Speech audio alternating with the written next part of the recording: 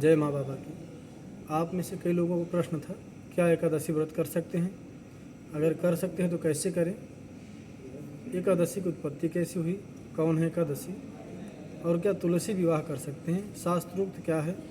तो आज हम सभी जानेंगे। एक बार भगवान विष्णु निद्रा में थे।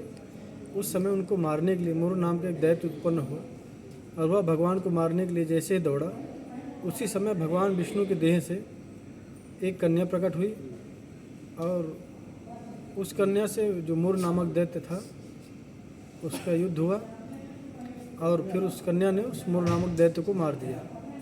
उसके बाद जब भगवान की निद्रा खुली तो उन्होंने देखा सामने कन्या है। भगवान देखते ही समझ गए और फिर भगवान ने उन्हें उसी समय एकादशी का नाम दिया और वरदान दिया कि देवी, आज से आपका नाम एकादशी है और आज से आपके नाम से व्रत रखा जाएगा। और सबसे पहले व्रत एकादशी देवी ने स्वयं रखा था भगवान विष्णु की प्रसन्नता के लिए और तभी से प्रथा चली आई है। एकादशी व्रत सभी को रखना चाहिए।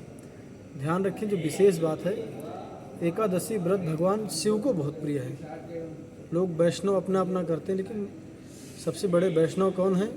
तो शास्त्रों में कहा गया है, वैष्णवा नाम यथा शंभु, अर्थात भगवान शिव से बड़ा कोई वैष्णव नहीं है। वैष्णव कोई तिलक से पहचान नहीं होती है। तो ध्यान रखें, सभी लोग एकादशी व्रत करें। एकादशी के दिन अन्न नहीं खाना चाहिए क्योंकि चावल विशेष करके निषेध है। चावल में अधिकतर प्राण रहते हैं। आप कभी भी देखिए, नाले या किसी गंदे स्थान पर अगर आप चावल फेंकते हैं उसमें तुरंत कीड़े बन जाते हैं। और भी कई सारे विशेष कारण हैं, पर अन्न ना खाएं उस दिन। एकादशी व्रत करें और तुलसी विवाह जो है, और इस बार जो एकादशी वो 1 तारीख को पड़ रही है।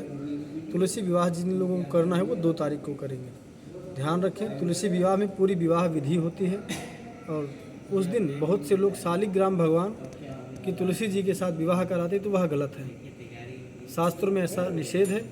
अगर तुलसी जी का विवाह करना है तो भगवान कृष्ण की मूर्ति हो या भगवान विष्णु की मूर्ति हो जिनमें हाथ पैर बने हों, मतलब पूरा स्वरूप बना हो, ऐसी मूर्ति तुलसी जी के पास रख करके आप विवाह कर सकते हैं। उसके लिए आप ब्राह्मण देवता बुला करके विवाह करें या जो भी आपको विधि है उस विधि से आप पूजन करें विवाह की भावना से। कन्यादान इत्यादि जो भी होता है, नाम गोत्र सब ले करके ऐसे आप विवाह कर सकते हैं। पर ध्यान रखें, शालिग्राम जी के साथ भगवान और देवी तुलसी की पूजा नहीं होती है और इसका विशेष ध्यान रखें। एकादशी व्रत सभी लोग करें और जिनका जो भी प्रश्न है अपने वो प्रश्न पूछ सकते हैं। हरि हर।